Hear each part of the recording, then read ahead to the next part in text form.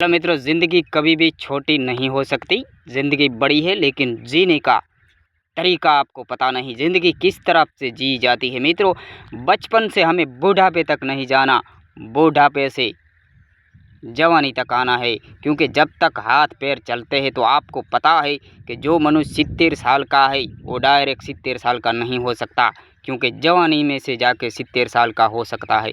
इसीलिए मित्रों, किस तरह अभी से प्लान बनाओ कि हमें 70 साल में क्या करना है। भगवान ज़िंदा रखेंगे तो 70 साल में क्या करना है, 50 साल में क्या करना है, 40 साल में क्या करना है और 30 साल में क्या करना है।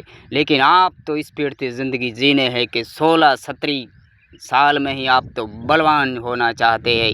मित्रों, ऐसे नहीं हो सकता, धीरे धीरे सब कुछ आता है। क्योंकि माँ बाप ने जब 16 साल के हुए तो आपकी शादी करवाई थी कि नहीं करवाई थी? करवाई थी।